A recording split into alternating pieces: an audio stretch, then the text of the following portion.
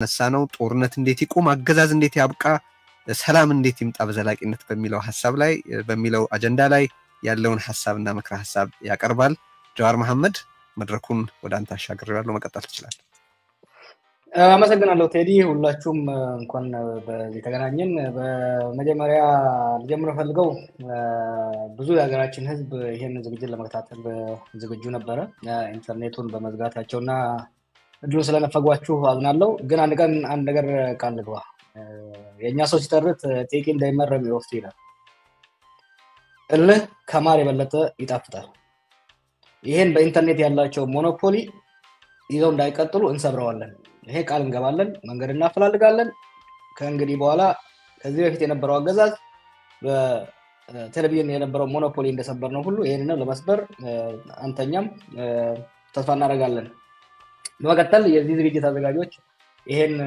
በጣም አስፈላጊ አንገብጋቢና ጊዜያዊ የሆነ ዝግጅት ያዘጋጃችሁ የትግል አጋሮች ያለኝን አድናቆትና ምስጋና ለመግለጽ ወዳለሁ በተለይ ደግሞ አቶ ልደቱ አያሌው የሀገራችን ፖለቲካ ወላፈን የተቃጠለ ነው የሚያውቀው ይሄ ወላፈን ሁሉ ከአመት ወደ አመት እየወረደብህ በክረምትና በበጋ በሰላማዊ ትግል ላይ ያለህን ቁርጠኛ አቋም ሳትወላውል እኛ ገና ፍንዳታ ወጣት በነበርንበት ዘመን ጀምሮ እስከዛሬ በመቀጠልህ ያለኝን አድናቆት መግለጽ ወዳለሁ በተከታይ ደግሞ የኛ ሀገር ትግል የሚገርም ሁለት አንጋፋ ታጋዮችን እዚያ ያለው አቶ ዩሱፍ ያስንና ጃልታ አብዲ ከተማሪዎች እንቅስቃሴ ንቅናቄ ጀምሮ እስከዛሬ ድረስ በኢትዮጵያ ውስጥ እኩልነት ፍትህ ዲሞክራሲ እንዲሰፍን ደከመን ሰለቸን ሳይሉ ህይወታቸውን በሙሉ መስዋዕትነት አድርገው ዛሬም በዚህ እድሜያቸው ሳይደግማቸው ዛሬም ተስፋ ሳይቆርጡ ስንቱ በኔ እድሜ ያሉ ተስፋ ቆርጠው እጅ በሰጡበት ዘመን በዚህ በመቀጠላችሁ ያለኝ አክብሮት ያለኝ አድናቆት ሊሰፈር ሊመዘን እንደማይችል ልገልጽላችሁ እወዳለሁ በመቀጠል እንግዲህ አጠር አድርጌ አሁን በኢትዮጵያ ውስጥ ያለው ሁኔታ እንዴት ይፈታ ሰላም አስፈላጊነት ምንስማማበት ከሆነ ወዴት እንሂድ የሚለውን ነካነካ ማድረግ ሞክራለሁ በአሁኑ ወቅት ሁለት በጣም አሳሳቢ አንገብጋቢ ጉዳዮች ለኢትዮጵያ ዜጎች ያሉ ይመስለኛል አንዱ የዳቦ ጉዳይ ኢትዮጵያ እኛ ኢትዮጵያኖች የኢትዮጵያ ዜጎች ደህንነትን እናውቀዋለን ዳሆነ የሚያደግነው ስለሆነ ኒውቶዋስ ግን እንደ ዘንድሮ የባሰ የሚያማርር የሚያስጠላ ድህነት አይቼ አላቅም ያየሰው መጥቶ መናገር ይችላል በተለይ ደግሞ ከተሜውና በእኛ አቅም በእኛ ደረጃ ሚድል ክላስ የሚባለው ማህበረሰባችን here I'm talking about ሐኪሞቻችን ኢንጂነሮቻችን ምግብ ለራሳቸውና ልጆቻቸው ማጉረት ከቨር አፎርድ ማድረግ የማይችሉበት ደረጃ ላይ ነው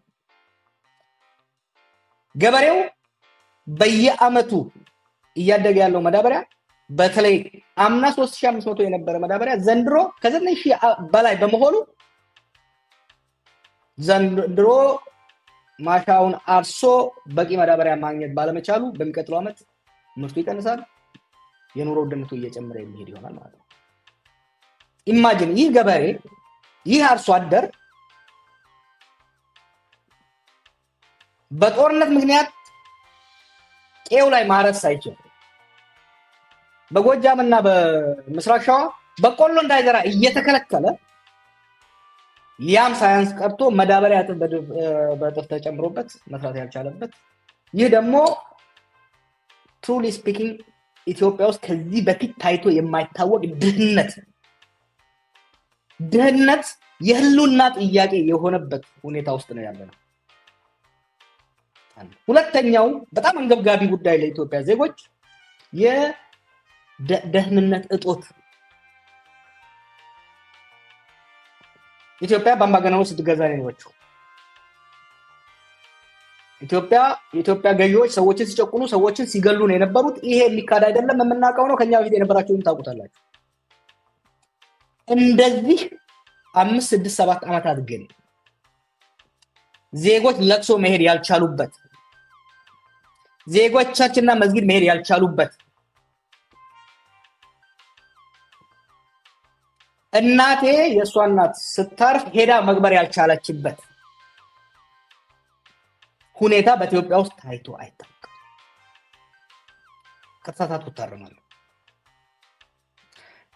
ዜጎችን አፍኖ ብር ማስከፈል እንደ አንድ የቢዝነስ ሴክተር የተቆጠረበት በገጠር ሳይሆን በከተሞቻችን መጀመሪያ ይሄ ነገር በወለጋ አካባቢ ሲጀምር ከዛ ወደ ካዋ ወደ ጎጃም ወደ ጎንደር ተስፋፍቶ ነጋዴው ከ1 ሚሊዮን ብር በላይ ያለው ነጋዴ በሙሉ ሸሽቶ ወደ ዋና ከተማዋ ሲገባ አሁን ዋና ከተማዋ ስርም ተገብቶ ሰው ታፍኖ ገንዘብ ያስከፍሉታል። ድሮ ትንሽ ሰርቶ ነጋዴ መሆን ትንሽ ሰርቶ ብር መያዝ የሚያኮራ ሾፍ የምታረግበት ነበር። ዛሬ ግን ሰርቶ ትንሽ የያዘ ሰው የሚፈራበት የሚደበቅበት ሀብት ማፍራት ጠላት ጠንቅ የሆነበት ሻሸመኔ ላይ የሆነ ያለውን ጎንደር ላይ የሆነ ያለውን ነገር ጥሮ ላይ የሆነ ያለውን ነገር መረዳት አስፈላጊ ነው። አጠር ስናደርገው የድህነት አረንቋ ውስጥ ያለ ነው። ታይቶ ተሰምቶ በአገራችን በምድራችን ታይቶ ተሰምቶ የማይታወቅ የድህነት እጦት ውስጥ ያለ ነው። ለዚህ ሁለቱ what do they have in common? እነዚህ ሁለቱ ኮመን ኮዝ አላቸው። የዚህ ኮመን ኮዝ የእርስ በርስ ጦርነት ሲቪል ዋር ነው። የዚህ ሲቪል ዋር ከምን ተነስቶ ምን ደረሰ የሚለውን ሌላ ጊዜ እንተዋለን። ይሄ ሲቪል ዋር ይሄ የእርስ በርስ ጦርነት ብዙዎቻችሁ እንደተናገራችሁት ኢኮኖሚያችንን አንኮትኩቶታል። መሰረተ ልማቶቻችን ፈርሰዋል። የሀገር ውስጥ የንግድ እንቅስቃሴ ከሚታሰበው በላይ ተዘግቷል። ወደ ሀገራችን ስትገባ የነበረችው ትንሽ እንጥብጣቢ ኢንቨስትመንት እንድትደርቅ ሆናለች። ከዛ የተረፈችውን ደግሞ ጠቅላይ ሚኒስትሩ የመዝናኛ የማሾፊያ ፕሮጀክቶች ለመገንባት እያባከናት ይገኛል። ይሄ ለኢኮኖሚ ችግሩ ከፍተኛ ኮንትሪቢዩሽን አድርጓል። ዛሬ ኢትዮጵያ ውስጥ ዩኒቨርሲቲዎች ተማሪዎቻቸውን መገብ ያልቻሉበት፣ ክልሎች ዞኖችና ወረዳዎች ደሞዝ መክፈል የማይችሉበት፣ ደሞዝ አልተከፈለንም ልጆቼ ራባቸው ብሎ ሰራተኛው ሲጠይቅ የሚደበደብበት፣ በመካከለኛና አነስተኛ ደረጃ ያለው ነጋዴ ለጆሮ በሚዘገንን ደረጃ በተለያየ ስም እየተለጠፈበት መዋጮ የሚለቀምበት፣ ስንቱ በየጉራንጉሩ እዳ ተቆልሎበት ከእዳ ለማምለጥ የሰው አይን አፍሮ ፈርቶ ራሱን እየገደለ ያለበት ሁኔታ ውስጥ ነው ያለው ማለት። ይሄ የኢኮኖሚ መንኮታኮት ፈጥሯል። ሌላው የእርስ በርስ ጦርነት ሀገራችን ውስጥ ምንም ማንደባበቀው ነገር አለ። ከዚህ በፊት የብሔር ሽኩቻ ነበር፣ የሃይማኖት ኮምፕሌንት ነበር። እንደዚህ ዘመን ግን ማህበራዊ፣ ሃይማኖታዊ፣ ፖለቲካዊ ተቋማት ሙሉ በሙሉ የተንኮታኮቱበት complete fragmentation of every aspect of our society, our religious institutions, our state institutions, our cultural institutions ፍርክስክሳቸው የወጣበት ዋጋ ያጡበት የተወረዱበት ህዝባችንን አንድ ላይ እንደ ጉሉ ይዘው ያሉ እሴቶቻችን ከቀን ወደ ቀን እየተመናመኑ እየተሸራረፉ እየወደሙ ያለበት ሁኔታ ውስጥ ገብተናል ማለት ነው። ይህ ስለሆነ ጦርነትን ማስቆምና ሰላም ማምጣት ለኢትዮጵያ ከማንኛውም አጀንዳ ቀድሞ ቅድሚያ ሊሰጠው የሚገባ ጉዳይ ነው። ይሄን ለማድረግ በሶስት ደረጃ መሄድ አለብን ብዬ አስባለሁ። የመጀመሪያው we must silence the guns። አሁን በኦሮሚያና በአማራ በቤኒሻንጉልም የተካሄዱ ያሉ ጦርነቶች በአስቸኳይ እንዲቆሙ፣ ቆመው ግን አሁን ሊፈነዱ በቋፍ የደረሰው የትግራይ ግጭት እንዳይፈነዳ መረባረብ፣ ከኤርትራ ጋር የተገባው ፍጥጫ ወደ ጦርነት እንዳይሄድ የሀገራችን ዜጎችና በኢትዮጵያ ጉዳይ ይመለከተኛል ስቴክሆልደር የሚል ማንኛውም ዓለም አቀፍ ማህበረሰብ ሊረባረብበት የሚገባ ጉዳይ እንደሆነ አበከሬ መናገር ፈልጋለሁ አንድ ነገር ግን ተበክላ አርግ ይላል ሰላም ለማምጣት እንረባረብ ሀገራችንን ለመታደግ ህዝባችንን ለመታደግ እንረባረብ ጊዜያዊ መሆን የለበትም ታክቲካል አላያንስ በጸራአዊ የሚቋጭ አጭር ርብርብ ሳይሆን ሀገራችን ወደዚህ አይነት አስከፊ አደጋ እንዳትገባ ከዚህ በፊት ሲከመሩና ሲደባለሉ የመጡ ችግሮች እንዲፈቱ ከእንግዲህ በኋላ የሚመጣው ችግር በችግር በቋፍ ላይ እንዳለ ይታያል ከዚህ በኋላ የሚመጣው ችግር እንዳይጨናገፍ እንዳይጠለፍ ካሁኑ ሰፊ መሰረት ያለው ህዝባዊ ውይይት ድርድር ኒው ሶሻል ኮንትራክት መገንባት ላይ መረባረብ ያስፈልጋል ይህ ስንል የፖለቲካ ልዩነት ያለን ሰዎች መነጋገር አስፈላጊ ነው ገጃል መሮና ከዘመነ ካሴ ጋር በትግል ጉዳይ አልስማማ ከአቶ ገዱና ከደብረጽዮን ጋር ከዚህ በፊት የኢህአዴግ አካል በነበሩበት ወቅት እኔ እዚህ ቆሜ እነሱ እዛ ቆመው ስንተካተክ ነበር ከልደቱ ጋር ከቴድሮስ ጋር በፌደራል ጉዳይ አልስማማ ሀገራችንን ሰላም ማስፈንና ጦርነትን ማስቆምን አስፈላጊና ግዴታ መሆኑ ስለሚታይ እነዚህ ልዩነቶቻችን በምንም መልኩ ሊያግዱን የሚገቡ አይደሉም ሁለተኛው ነጥብ የሰላም ትብብር ስንል የተቃዋሚ ኃይል ብቻ ሳይሆን ከስርዓት ውስጥም ጦርነት ያንገሸገሻቸው የሀገር መፍረስ የተቋም መዳከም ያንገሸገሻቸው ብዙ ዜጎች ስላሉ እነሱም ባላገለለ በጅምላ በማያጠቃ ለሁሉም በር በከፈተ መልኩ መረባረብ ያስፈልጋል ሁሉን አቀፍ ሁሉን የሚያሳትፍ ህዝባችንና ሀገራችንን የሚመስል ሰላም ለማምጣት መረባረብ ከዛ በኋላ ደግሞ ህዝባችንና ሀገራችንን የሚመጥን በሰጥቶ መቀበል ላይ የተመሰረተ የፖለቲካ ድርድርና ስምምነት አድርገን ሀገራችንን አሁን ከገባችበት ችግር ማስወጣት ብቻ ሳይሆን የሚቀጥለው ትውልድ የኔና የኔ መሰል ልጆች ጦርነትና እርዛት የማይወርሱበትን ኢትዮጵያ መገንባት አለብን መገንባትም እንችላለን ብዬ አምናለሁ አመሰግናለሁ በጣም አመሰግናለሁ ጃዋር ወሳኝ በሆኑ ጉዳዮች ላይ ሐሳብህን አቅርበሃል ውይይት የሚጥሩ ናቸው በጣም ደስ ብሎኛል በእውነት የዚህ ዝግጅት አንድ ትልቅ ዓላማ ዳያሎግን ኢንሪች ማድረግ ዜጎች እርስ በርስ እንዲነጋገሩ ማድረግ በተለይ ለልደቱና ላንተም ይሄንን ፕሮግራም ያዘጋጃችሁት ከልቤ ነው ማመሰግነው ትልቅ ስራ ነው በተለይ በአሁኑ ጊዜ ኢትዮጵያ በ11ኛ በመስቀለኛ መንገድ ያለችበት በጣም የሚያሳዝን ሁኔታ ላይ ነው ሀገራችን በጣም የሚያሳዝን ሁኔታ ላይ ይሄንን በተለይ እኔ ልደቱን እንደነ ማርቲን አሚን ኪንግ እና እንደነ መሐመድ ጋንዲ ነው የምቆጥረው ያው ሰው ያገሬ ሰው ሶማሌ መሊያል ፊቱ ከሆነ ያው ትንሽ ያሳፍራል ግን ቃላቶች የለኝም በሆኑት ለማናገር ሎን ስትራግል ያደረገ ሁሉ ጊዜም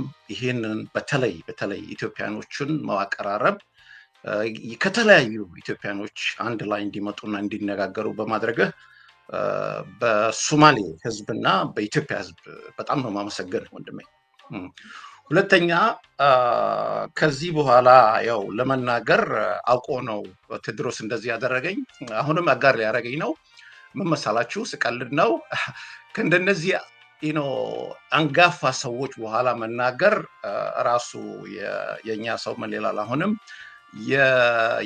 ምንድነው የወፍ ጩኸት ነው የሚሆነው እና የትም አይደርስም ማለት ነው ግን ለሆነው ትንሽ እንኳን እስቲ አንዳንድ ነገር ልንካ እንዴት ነው ኢትዮጵያ ራሴን መጠየቅ ሁሉ ጊዜ የምፈልገው ኢትዮጵያ ያልተገዛች አገር በአፍሪካ ውስጥ ሆና ለምንድነው ሁሉ ጊዜ ከዚህ ከጦርነት ማንወጣው ሁሉ ጊዜ ለምንድነው ለምሳሌ በአሁኑ ጊዜ እንደምታውቁት በአለም ደረጃ ዛሬ ይሄ ሩል ኢንተርናሽናል ሩል ቤዝ የሚባለው ኒው ሊበራሊዝም የሚባለው የነበረው ከሁለተኛ ዓለም ጦርነት የተደረጉት ኢንስቲትዩሽኖቹ እየተቀየረ ነው አለ በዌስት አፍሪካ የሚታይ ዛሬ ኩዌሽናቸው it's a question of power and resource ለምሳሌ እንደነ ኢብራሂም ተዋሪ ብትመለከት የቡርኪና ፋሶ በሚገርም ሁኔታ ነው። ግን የኢትዮጵያ ዛሬ ያው አሁን ቀደም ከመግባቴ በፊት እናንተ ጋር ይሄ የታወቀ ሪፖርተር ነበር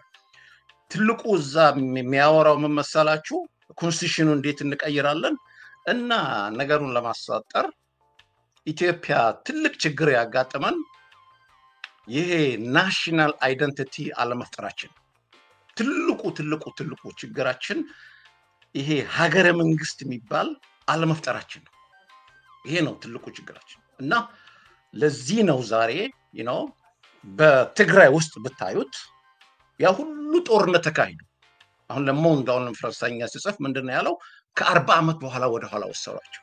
40 ዓመት በኋላ ያ ሁሉ እንደዛ ተደርጎ አሁንም የፖለቲካ ስትራግል ይዛል። በዚህ በፋኖ ብንመጣ ደግሞ ማአት ችግሮች እንደዛው አሉ። ይሄ የፋኖ ምንድነው የተለያየ ሪጂኖች ወደ ኦላ ስንመጣ ይሄ እና የኔ ቻሌንጅ ለዚህ ለቤት ምን መሰላችሁ ሁለት ብቻ ነው።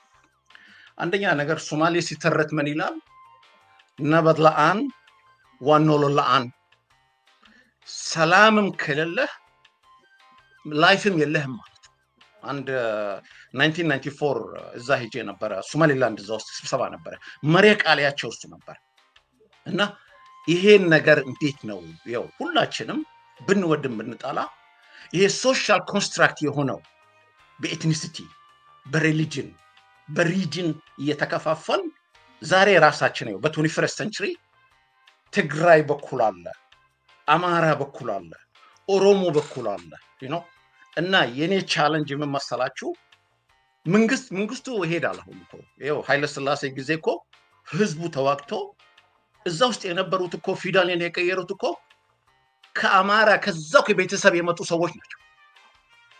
ሁለተኛ ብንመለከት በዛ በደርግ ጊዜ እንደምታውቁት ያው በየቃላቶች ጦርነት ነበረ ያው ምንም ችግር የለም በዛው ሁሉም ሰው በአቅሙ ነው የሚናገረው የነበረ ሁኔታ እናሸንፋለን እናሸንፍ የሃፓና ሚዮሶ በዛ ጦርነት ትንሽ ሰማራይዝ ማድረግ ነው። አሁን ያው መጨረሻ ላይ ያው አብይ ሲመጣ ሁላችንም ዩፎሪክ ሆነን እዛ ሄደን በጣም በቃ ተቀይሯል ብለን ነበር ያሰብነው። አሁንም ደግሞ ይሄ እጣፋት አጋጠመ። ፈረንሳይ ምን ይላል après la déluge ከአውሎ ንፋስ በኋላ ምንድነው የሚመጣው እና የኔ ቻሌንጅ አሁንም ያው ብንወድም ብንጣላም ያኔ ሁሉ እንደ አሸን በኃይለ ሥላሴ ጊዜ የነበረው ሊበሬሽን ፍሮንት መጨረሻ ላይ ሩጫቸውና ማራቶን የሚሮጡት ወደ 4 ኪሎ ከዛም በኋላ ሁላችሁም እንደዛ ነው እና እንዴት ነው አሁን ያው ከዚህ ዛሬ ይሄ ሁሉ ጮህት ይሄ ሁሉ ወሬ በኋላ what is to be done ከዚህ ምንድነው ድሮ ምናረጋው what kind of lesson we are drawing እኔ እንደሚመስል አንድና አንድ ብቻ ነው ያው ሶማሌ አሁንም ምን ይላል ሲተርት አንድ ጣት ፊትህን አያጥብም በአምስት ነው ማድረግ የምትችለው እና ወደንም ጠላንም አንደኛ ነገር ሰላም ለሁላችንም ያስፈልጋል።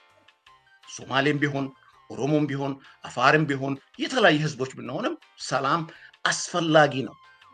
ሌላው ደግሞ ያው ልዩነታችን ብቻ ላይ ለምን እንሮጣለን በሪሊጅን ቀደም እንዳልኩ ይሄ this is a social construct ይሄኮ social contract እና ለምንድነው common denominator የሚያደርገን ወደዛ ለምን አንሄድ? ሌላ ደግሞ መጠየቃችሁ እዚህ ቀደም እንዳልኩ ቻሌንጅ ማድረጋችሁ ገና the ABC of politics ገና ይቅርታ አድርጉልኝና ውጭም ሆነን አልተማርንም ማለት ነው። ይቅርታ አድርጉልኝ ምን ማለት ነው? መነጋገር እንኳን አንችልም። ዛሬ ሁሉ ስለ አብይ ብዙ ማውራት ይቻላል። ቀላል እኮ ነው። አሁን ድሮኮ የአፋር ምንድነው ግመል እንኳን ባንዲራ ታውቃለች ትሉ ነበር አለ። የኛ ግመል ዛሬ የአብይን ችግር ታውቃለች። ብርታጉልኝና ሜታፎር ቢሰጣችሁ እናውቃለን እኮ በደንብ አድርገን በዛላ ያለው ህዝብ ወጥቶ መግባት የማይችልበት ከ5 ሚሊዮን በላይ ወጣቶች ትምህርት ቤት ማይሄዱበት ነው አማራ ሪጅን ዛሬ we know that all that ይሄ እኮ ችግሩን በደንብ ነው ሁላችንም በደንብ ነው የምናውቀው። ግን እንደዚህ አይነት መድረክ ሲመጣ ህዝቦቹን ማነጋገር ነው የሚያስፈልገው ወንድሞች። ትልቁ is a question of dialogue ሰው ከተነጋገረ በኋላ ደግሞ አንወዛ ሀዘል ነው ዋን ህሺን ይላል ሶማሌ መነጋገር ማለት አብሮ በቃ በኋላም አብሮ መስራት ነው ማለት ነው እና አንዳንድ ደግሞ ለዚህ ለሾርት ተርም መስራት የምንችለው ለወደፊቱ የአይዲዮሎጂ እንደምናውቀው ደግሞ ሁለት ጥያቄዎች አሉ በኢትዮጵያ throughout the Ethiopian history the land question የነበረ ያን ድርግ የፈታው እና the question of nationality ምንም ዛሬ ኦላ የሚባለው ከዛ ትግራይ የሚባለው ከዛ አማራ ይሄ አለ እኮ ግን ከዛ ቢዮንግ ከዛ እንዴት እናያለን ነው እና አሁንም ወንድሞቼ ብዙ ማውራት ይቻላል ቃላቶች በደጋግም ብዙ ማውራት ይቻላል ግን ለልደቱና ለማን ነው ወንድሜ one of the best media የሚያካሂደው ቴዎድሮስ ቻሌንጅ ለእናንተም መሰላችሁ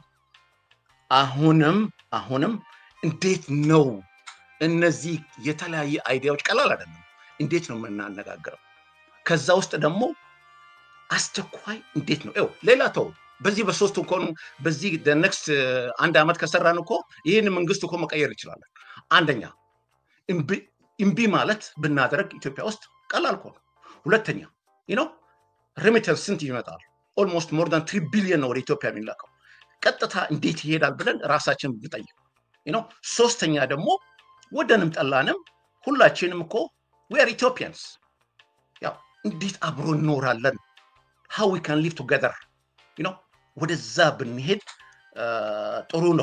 ጥሩ ነው ብዬ ነው የምገምተው እና አሁን ለሰከንድ ያሉት ዶክተር ኦኬ መጨረሻ ላይ ምለው መሰላችሁ ይሄ ማን ነው አሁን መንግስት ስንባል ቁብሉነቱን ይሄ ማክስ ቬቨር ምን ይላል ቁብሉነቱን የሰጠነው ራሳችን ነን ኮንሰንት ሆነን ከሱ ጋር እና ይሄ ማንንም ህዝብ ራሱን ያስቀመጠበት ቦታ ነው ማለት ማንንም ያስተዳድረው እና let us not just complain action oriented አድርገን አንዳንድ ነገሮች ይዘን ወደፊት የምንሄድበትን አብሮ እንዴት እንደምንሰራ ዲዛይን ብናረግ ጥሩ ነው ብዬ ነው የምገምተውና በዚህ ጨርሻለሁ በጣም አመሰግናለሁ በጣም አመሰግናለሁ ታይም በትክክለኛ ሰዓት ነው መልክቶን ያሻገሩልን ቅደም ተከተል ስለሚያስፈልግ ነው እንጂ በእውነቱ ማንንም አጋር የማድረግ ወይ ወደ ኋላ የማድረግ ሐሳብ የለንም ስቀልድ ነው አይነው ገብቶኛል እንደው ክሊር ለማድረግ ፈልጌ ነው ግን እንደሱ ከሆነ አቶ ስብሐት ንገም አጋር አቶ ስብሐትን በጠየቅ ነበርብኝ እሺ በጣም አመሰግናለሁ እንግዲህ ጦርነት ይቆም አገዛዝ ይብቃ ሰላም ይምጣ ያለን ድምጻችን በመላ ኢትዮጵያ በመላ ዓለም እየተሰማ ነው አገዛዙ ኢንተርኔትን በማቆም ዩቲዩብን በማቆም ዳታ ዋይፋይ በመዝጋት ወዘተረፈ አክሰሲብል እንዳይሆን ብዙ ነገር ቢያደርግም በተለያዩ መገናኛ ብዙሃን በኩል በኦንላይን ብቻ ከ30 በላይ በሆኑ መገናኛ ብዙሃን በቴሌቪዥን ደግሞ በኢሳን ቴሌቪዥን በዛራ ሚዲያ በአሰና ቲቪ በጊዮን ዓለም አቀፍ ሬዲዮ በኩል በስፋት በሳተላይት እየተሰራጨ ነው እና ኦሬዲ ቀደም ሲል የተቃቀስኳቸው ቁጥሮች አሉ በዛ ላይ አሁን ሱም ያደገ መሆኑ እንደተጠበቀ ሆኖ በዛራ ሚዲያ በርከት ካሉ ደቂቃዎች በፊት ወደ 58000 ሰው እንደተከታተለው and counting እንደሚሆን ምንም ጥያቄ የለውም አሁን ባለው ሁኔታ በእርግጠኝነት ከ600 700 ሺህ ሰው በላይ ይሄንን የበይነመረብ የተቃውሞ ትዕይንት እንደተከታተለው በእርግጠኝነት መናገር ይቻላል ግን ይሄ በጣም በጥቂት እንግዲህ ቀደም ሲል የተጠቀስኩት የሬዮትን የኢትዮ ፎረምን የዛራን የኢትዮ ኒውስን የሐሳብ ገበታን ብቻ በመደመር ነው እነዛን በ30 ሚዲያዎች የተሰራጩ ቁጥሮች ሁሉ አንድ ላይ አምጥተን በይፋ እናሳውቃችኋለን አንድ ሌላ ጋዜጣዊ መግለጫ መስጠት እንደሚያስፈልግ ነው የሚገባኝ አሁንም ጋዜጠኞች ተጠርተው ከዚህ ምን እንማርበታለን እንዴት መቀጠል ይገባል የሚለው ላይ በዚህ ደረጃ ያሉ መገናኛ ብዙሃን እንደሚያሰራጩት ተስፋ የሚደረግበት ሌላ ጋዜጣዊ መግለጫ እንደሚያስፈልግ ይገባኛል ግን ተነጋግረን እንግዲህ እንገልጣለን ከአስተባባሪዎቹ ጋር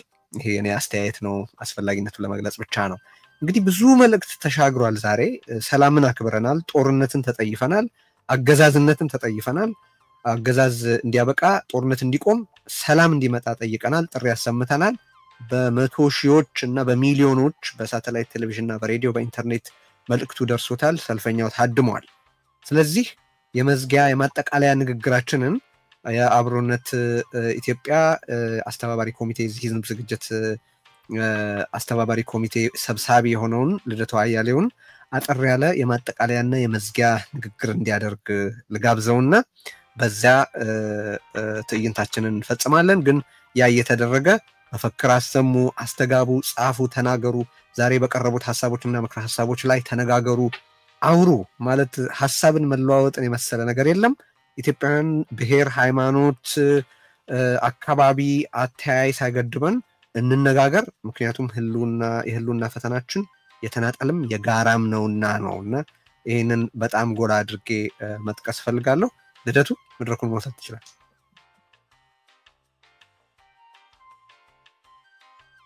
አይሰማም። ሚውት የሆንክ ይመስለኛል። አንሚውት ይቅርታ።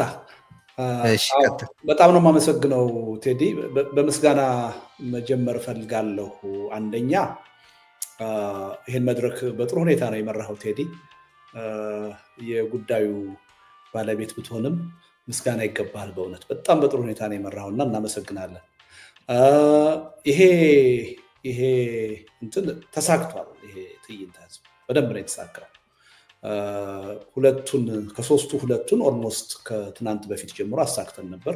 ማለትም የተናጋሪዎች ተሳትፎና የሚዲያ ተሳትፎ፣ የህዝቡ ተሳትፎ ነበር የቀረን። በጣም እጅግ ፈሪ መሆናችንን ነው ያወቅኩት። 100,000 የሚመለከተው ብለን ማለታችንን እንደ ድፍረት ቆጥረን ተሳቀን ነበር። ግን እውነቱን ለመናገር የኢትዮጵያ ህዝብ አላሳፈረንም። አገር ቤት ከፍተኛ የሆነ የኢንተርኔት ጫና፣ የመዝጋት ጫና ባለበት ሁኔታ አጠቃላይ የዚህ ትዕይንተ ህዝብ ዓላማ ተሳክቷል። ለምንድን ነው የተሳካው? ህዝቡ መልእክቱ ደርሶታል፣ አቋሙን ገልጿል። በኢትዮጵያ ታዋቂ የምንላቸው ተጽዕኖ ፈጣሪ የምንላቸው የፖለቲካ ኃይሎች በአንድ ላይ ተሰባስበው ድምጻቸውን ሲያሰሙ ታይቷል። ይሄ ቀላል ውጤት አይደለም እና አዲስ የትግል ተነሳሽነት ተፈጥሯል ማለት ይቻላል። ስለዚህ አንደኛ የተናጋሪዎችን ከልብ እናመሰግናለን። በጣም በሚገርም ሁኔታ ብዙ ጊዜ እንዲህ አይነት መድረክ ስናዘጋጅ 2-3 ሰው በተለያየ ምክንያት ሳይገኝ የመቅረት ጉዳይ የተለመደ ነው። ዛሬ ከያዝናቸው 15 ሰዎች ውስጥ አንድም ሰው አልተጓደለም። ሁሉም ናቸው የተገኙት። በተናጋሪዎች ረገድ ትልቅ ውጤት ነው የታየው። ከሁሉም በላይ ደግሞ ተናጋሪዎች ቅድም እንዳልኩት የተለያየ ያሳሰብ ልዩነት ከኛም ጋር እርስ በራሳቸው እያላቸው የጉዳዩን ትልቅነት የኢትዮጵያ ህዝብ አጀንዳነት ብቻ በማየት መገኘታቸው ምን ያህል ካለፈ ስተታችን ድክመታችን የኢትዮጵያ ተቃዋሚ ኃይሎች እየተማርን እንደመጣ እና ወደፊት ወደ ተሻለ አቅጣጫ ለመሄድ እየተዘጋጀን እንደሆነ የሚያሳይ ይመስለኛል። እና ተናጋሪዎች ከልብ ነው የማመሰግነው። አክባሪ ይስጥልኝ። በመቀጠል መገናኛ ብዙሃን መጀመሪያ ያስቀመጥነው እቅድ 10 መገናኛ ብዙሃን ላይቭ ቢያቀርቡት በቂ ነው የሚል ነበር። አሁን በ3 እጥፍ ከ31 በላይ መገናኛ ብዙሃን ላይቭ አቅርበውታል። ልክ እንደ ፖለቲካ ሰዎች ሁሉ የመገናኛ ብዙሃኑም ከኛም ጋር እርስ በራሳቸውም የተለያየ ቅራኔና ልዩነት አላቸው። ይሄ አጀንዳ ግን የጋራ አጀንዳችን ነው፣ የህዝብ አጀንዳ ነው፣ የሀገር አጀንዳ ነው ብለው ተሳትፎበታል፣ ባለቤት ሆነዋል። እና ይሄም በጣም ትልቅ ውጤት ነው። ከሁሉም በላይ ያው ቅድም እንዳልኩት የኢትዮጵያ ህዝብ በደንብ የዚህ ትዕይንተ ህዝብ ተሳታፊ በመሆን ከፍተኛ የሆነ ውጤት እንድናገኝ አድርጎናል። እና ይሄ ትልቅ ነገር ነውና ምስጋና ይገባል። ሌላው ምናልባት መድረኩን እንደዚህ ስታዩት ቀላል ነገር ይመስላል። ከጀርባ የአብሮነትና የሪዮት ቲም ፋታቶ ሲሰራ ነው አሁን የከረመው እና ቀላል አይደለም። ብዙ ሰዎች ከጀርባ የተሳተፉበት ዝግጅት ነው እና የአብሮነት ቲም በእውነት ሊመሰገን ይገባዋል። ውጤታማ ሆናችኋል። የሪዮት ቲም ሊመሰገን ይገባዋል። ውጤታማ ሆናችኋል እና ወደፊት ግን እኛ ብቻ አይደለም ሌሎቻችሁም የዝግጅቱ ባለቤት ሆናችሁ አብረን እንድንሰራ ነው የምንፈልገው። የላቀ ውጤት የምናመጣው 2 3 4 አካላት ብቻ ሳይሆን ሁላችንም ተባብረን ስንሰራ ነው የሚል እምነት አለኝ። ሌላው ኢትዮጵያን የመሰለ መድረክ ነው ዛሬ ያየን። በሃይማኖት፣ በጾታ፣ በእድሜ፣ በብሔር ማንነት፣ በፖለቲካ አመለካከት ልዩነት እውነተኛ ኢትዮጵያን የሚመስል መድረክ ነው ያየን። እውነቱን ለመናገር ኢትዮጵያ ውስጥ ያልነበረው ነገር ይሄ መድረክ ታላቅ መድረክ ነው። ትልቅ ውጤት ነው ከዚህ አንፃር ከጀነሬሽን አንፃር አሁን ብናየው አቦይ ስብሃትንና ሚስጥረን ብናይ በእነሱ የእድሜ ክልል ካየን ኦልሞስት 4 ጀነሬሽን የተሳተፈበት ነው ማለት ይቻላል። ቀላል አይደለም። ቅድም ጀዋር ገልጾታል። ቀላል አይደለም እና በፖለቲካ አመለካከት በትግል ስልት በአይዲዮሎጂ በጣም የተራራቀ ልዩነት ያለን ግን አንድ የጋራ አጀንዳ እንዳለን ተገንዝበናል። አንድ ሀገር ነው ያለን እጣ ፈንታው የተያያዘ አንድ ማህበረሰብ አንድ ህዝብ ነው ያለን በጋራ ከመታገል ውጪ ሌላ አማራጭ የለም ብለን የጋራ አጀንዳ ያለን መሆኑን ተረድተን ይመጣል እና ይሄ ትልቅ መርታ ይመስለኛል ትልቅ የትግል ተነሳሽነት የሚፈጥር ይመስለኛል እና ይሄ መድረክ የመጀመሪያ ነው እንጂ የመጨረሻ አይደለም ሪሊ ስለ ሰላማዊ ህዝባዊ እንቢተኝነት ስናወራ ሲሪየስሊ ነው እያወራን ያለው ወንድሜ ዶክተር እስማኤል በአንድ አመት ውስጥ ለውጥ እናመጣለን ስትል ሰምቻለሁ እኔ ትልቁ ችግር የተቃዋሚ ፓርቲዎች መግባባት መደማመጥ መከባበር በጋራ ጉዳይ አብሮ መስራት መቻል ነው እንጂ አንድ ጊዜ ሁላችንም ተሰባስበን በአንድ ድምጽ መናገር ከጀመር አመት አይደለም ኢቭን ወራትም አይደለም በጥቂት ሳምንታት ውስጥ ይሄን አምባገነን መንግስት ወዶ ሳይሆን በህዝብ ትግል ተገዶ ለሰላማዊ መፍትሄ እንዲንበረከክ ማድረግ ይችላል እያጋነን እንኳን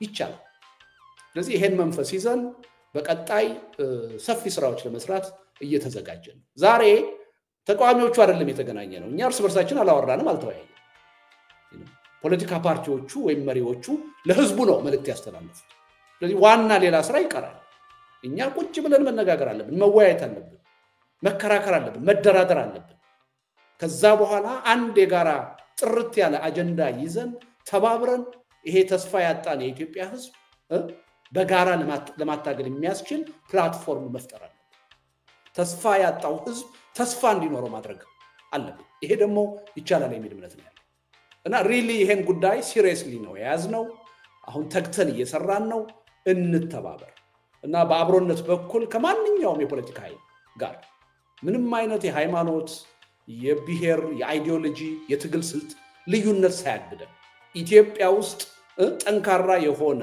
ሰላማዊ ህዝባዊ እንቢተኝነት እንዲቀጣጠል ከማንኛውም የፖለቲካ ፓርቲ ጋርና ሲቪክ ማህበራት ጋር ለመስራት ዝግጁ ነው ይሄ ግን እውን የሚሆነው በጋራ ትግል ብቻ በተናጠል በመሮጥ አይደለም ይሄን ተገንዝበን ሁላችንም እንረባረብ አኩርታችሁናል ከልብ ነው በእውነት የምናመሰግነው እግዚአብሔር ይስጥልኝ ቴዲ በጣም አመሰግናለሁ በጣም ደስ ብሎኛል እንግዲህ አብሮነት ጥሪ እንዳቀረበው ሁሉ መገናኛ ብዙሃንን በአጠቃላይ ይፋ ባልሆነ ውክልና ወስጅም ቢሆን እዚህ ያላችሁ ተናጋሪዎች የፖለቲካ አዋቂዎች ፐርሰናሊቲዎች የፖለቲካ ፓርቲ መሪዎች ሁሉ ለመገናኛ ብዙሃን ከስካሁኑ የበለጠ ቅርብ ሆናችሁ አንድ ለአንድም ሆነ 2-3 እየሆናችሁ ውይይቶችን በተከታታይ በማድረግ ረገድ ለሚዲያ ክፍት እንድትሆኑልን መጠየቅ እወዳለሁ ፕሮፌሰር ሕዝቅኤል በኢትዮጵያና በኦሮሞ ጉዳዮች በመገናኛ ብዙሃን ሰፋ ያለ ትንተና በመስጠት የሚታወቁ የአደባባይ ምሁር ናቸው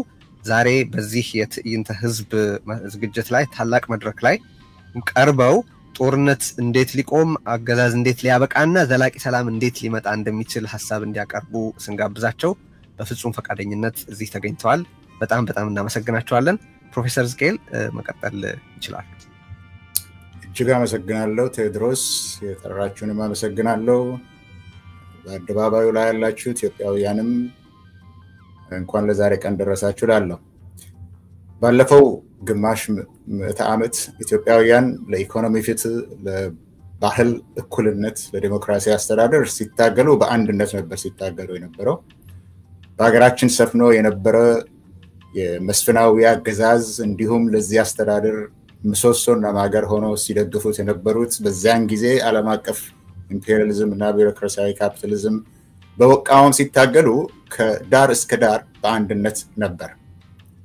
በትግል ስልትና አንዳንድ ጥቃቅን ልዩነቶች ካልሆነ በስተቀር ግራ ዘመም ይሁን ቀኝ ክንፍ የሚባሉ የሥርዓቱ ተቃዋሚዎች በሙሉ በትግሉ ላይ በአንድነት ነበር ሲሳተፉ የነበረው ከቅርብ ጊዜ ወዲህ የነበረው የታሪካዊው የትግል አንድነት ተፍረክርኳል የኢትዮጵያ ህዝቦች የሚያደርጉት የመብት የማስከበር ትግል ቀድሞ ከነበረው የትግል አንድነትና አጋርነት ክፉኛ ርቋል በዚህም ምክንያት ለመብቶች ሲደረግ የነበረው አገር አቀፍ ትግል መልኩንና ዓላማውን ለውጧል።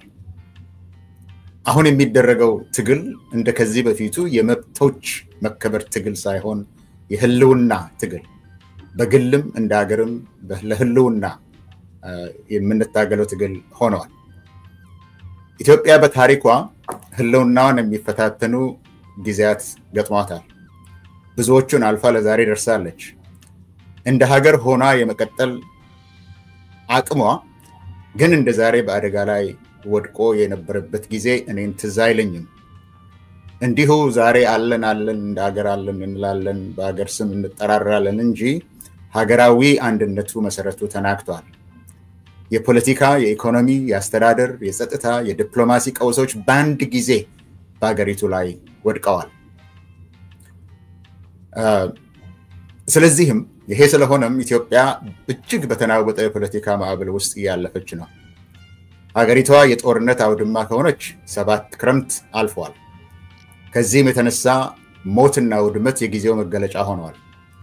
በጌዴኦ ዞን በ2007 በፈረንጅ አቆጣጠር የተጀመረው ጦርነት ብዙም ሳይቆይ ወደ ኦሮሚያ ከዚያም ወደ ትግራይ አሁን ደግሞ አማራና ወደ ሶማሌ ክልሎችም ተዛምቷል፣ እየተዛመተም ነው ያለው። በአሁኑ ወቅት ከ1 ሚሊዮን ከዛም በላይ የሚሆኑ ዜጎች ለህልፈት፣ ለከፍተኛ የንብረት ውድመት፣ የማህበረሰብ መፈናቀል ምክንያት በሆነ የእርስ በርስ ጦርነት ውስጥ ገብታለች ሀገራችን። በዚህም መዘዝ ስርዓት አልበኝነት፣ የኢኮኖሚ ድቀትና ድህነት፣ ማህበራዊ አለመግባባትና መፈናቀል ደርሷል። የሚሊዮኖች ህይወትና ኑሮም ተመሰቃቅለዋል። ሀገሪቱም ሀገረ መንግስቱም መሰረት የለሽ እንድትሆን አድርጓታል። ያለው አለመረጋጋትና ማህበራዊ ስክነት መጓደል በጋራ ሆነው በህዝቡ ላይ ተስፋ መቁረጥን ፈጥረዋል። በህዝቡ ላይ የፍርሃት ጥላ በማጥላቱ የሀገሪቱ ህልውና እርግጠኛ ሊሆን ካለመቻልም መድረሱ ላይ ብዙም የምንከራከርበት ጉዳይ አይደለም። ክፋቱ ደግሞ የጥፋቱ መጠን በዚህ ትውልድ ላይ ተወስኖ የሚቀር አይደለም። የተባበሩት መንግስታት የቅርብ ጊዜ ሪፖርቶች እንደሚያመለክቱት ከድህነት ወለል በታች የሚገኙ ሰዎች ባለፉት 7 ዓመታት ከ22% እስከ 70% ድረስ ከፍ ብሏል። የትግራይ የአማራ ክልል መንግስት ባወጡ ዘገባዎች መሰረት 11 ሚሊዮን የሚጠጉ ተማሪዎች ትምህርታቸውን እየተከታተሉ እንዳልሆነ ግልጽ ነው። ምንም እንኳን ባለስልጣናት ሆን ብሎ ከትምህርት ውጪ ያሉ ተማሪዎች ቁጥር አሳንሰው ቢናገሩም ወደ ትጥቅ ትግሉ የሚቀላቀሉት ወጣቶች በኦሮሚያ ክልል እየጨመረ በመምጣቱ ወጣቶች በኦሮሚያ ክልል በትምህርት ላይ ያሉት ጥቂት እንደሆኑ ይታወቃል። በደቡብ ክልል ያሉትም እንደዚሁ ድሮ ቀድሞ ደቡብ በሚባለው ያለውም መስተዳደሮች ለመምህራን ደሞዝ መክፈል ባለመቻላቸው ትምህርት ቤቶች እንዲዘጉ አድርገዋል። በጦርነት ምክንያት የጤና መሰረተ ልማት ተቋማት በሞርታር ወይም በድሮን ከአገልግሎት ውጪ ተደርገዋል። ዩኒቨርሲቲዎች ተማሪዎችን እየተቀበሉ አይደሉም። ደሞዝ የሌላቸው አስተማሪዎች በህይወት ለመትረፍ ከተማሪዎች ጋር ምግብ ለመካፈል ሲታገሉ ይታያሉ። ሆስፒታሎች፣ ጤና ጣቢያዎች፣ ክሊኒኮች፣ ፋርማሲዎች ህብረተሰቦችን ለማገልገል ውጤታማ እንዳይሆኑ ተደርጓል። የጥላቻ ፖለቲካ በመንግስትም ሆነ መንግስታዊ ባልሆኑ አካላት ሲተገበር ማየት የተለመደ ሆኗል። በፖለቲካ ገበያ ውስጥ ጽንፈኛ አስተሳሰቦች የበላይ ሆነዋል። ባለው ተጨባጭ ሁኔታ ሰላም ከሁሉም በላይ አስፈላጊ ሆኗል። ይህንን ስል ከዚህ በፊት ሲደረጉ የነበሩት ትግሎች ለመብቶች መከበር ነበሩ እንዳልኩት፣ ሰላም ለማንኛውም ህዝባዊ ስራ ቅድመ ሁኔታ በመሆኑ ለማንኛውም የፖለቲካ ጥያቄ አስፈላጊ በመሆኑ ሰላም በሌለበት ምንም ሌላ ጥያቄ መመለስ ስለማይቻል የሰላም አጀንዳን መያዝ ለሰላም የሚታገል ንቅናቄን መፍጠር ግድ ሆኗል። ከዚህም በላይ የሰላም ጥያቄ የህዝብ ጥያቄ ሆኗል። በአሁን ጊዜ የኢትዮጵያ ገበሬዎችና አርብቶ አደሮች ሰላምን ይፈልጋሉ። የኢትዮጵያ ወታደሮች ወንድሞቹን መግደልና በወንድሞቹ መገደል ሰልችቷቸዋል። የመንግስት ሰራተኞች ሰርተው ልጆቻቸውን በሰላማዊ መንገድ እንዲያሳድጉ ይፈልጋሉ። የከተማ ነዋሪዎች ሰላም ይፈልጋሉ። የንግድ ድርጅቶች ፋብሪካ ኦችም የምርታቸውን ለገበያ ለማድረስ ሰላምን ይፈልጋሉ። ምንም እንኳን የኢትዮጵያ ውስጥ ያለው የሰላም ትግል ይህን ያህል አንድነትን ቢያሳይም በልሂቃን መካከል ያለው ስሜት ግን ከህዝቡ ጥንካሬ ጋራ ከህዝቡ ጥያቄ ጥንካሬ ጋራ የሚመጣጠን አልሆነም። አንዱ ማደናቀፊያ የፖለቲካ ልሂቃኑ ወደ መበታተን በሚሄዱ ጉዳዮች ላይ በማተኮር ይልቅ ለአነስተኛ ጉዳዮች ተገቢ ትኩረት መስጠታቸው ነው። በተወዳዳሪ ጥያቄዎች የተዝበራረቁት ልሂቃኑ እስካሁን ድረስ የዘላቂ ሰላም ጥያቄውን ለመምራት አቅም ወይም ፍላጎታቸው አነስተኛ ሆኖ ተገኝቷል። ነገር ግን የህዝቡን ጥማትና የህዝቡን ጥያቄ እውን ለማድረግ ልሂቃኑ የኢትዮጵያ ሰላም መመለስ ከምንም በላይ ቅድሚያ እንዲሰጡት ያስፈልጋል። ስለዚህም ከተለያየ ብሔር የተውጣጡ በማስተዋል ሊገናኙ የሚችሉ ልዩነቶችን ለመድፈንና የንቅናቄውን መሰረት ሊሆኑ የሚችሉ ጉዳዮች ላይ የጋራ ግንዛቤ ለመፍጠር መገናኘት ግዴታ ሆኗል። አብሮነት ኢትዮጵያ የሚለውን በዚህ ጉዳይ ላይ ለህዝብ በአሁኑ ሰዓት መፈጠሩ ለዚህ ዓላማ ስኬት በጣም አስፈላጊ መሆኑ ታውቋል። ስለዚህም ከዚህ በኋላ የሰላም አጀንዳን የያዘ ህዝባዊ የሰላም ንቅናቄ መፍጠር እጅግ አስፈላጊ ይሆናል። ስለዚህም ሁለት ነጥቦችን ልናገር በመጀመሪያ ማድረግ የሚገባን ከዛ በኋላ አቆማለሁ። የኢትዮጵያ ሰላም ወደ ነበረበት ለመመለስ ወሳኝ አስቸኳይ እና ግዴታ መሆኑ ላይ ልሂቃኑ መስማማትና ጥያቄዎቻቸውን ወደ ጎን ትተው የሰላምን ጥያቄ ብቻ አንግበው በዚህ ላይ ለመስማማት በዚህ ላይ ለመገናኘትና ለመደራደር መዘጋጀት ያስፈልጋል። ሁለተኛ ሰላም ወደ ነበረበት እንዲመለስና ይህ ከተፈለገ በንድፈ ሐሳብ ደረጃ እንኳን የሰላም አጀንዳው ወሳኝነት ላይ መስማማት ሲገኝ ለትግበራ የሚያግዝ ተጨባጭ የሰላም መርሃ ግብር ሊኖር ይገባል።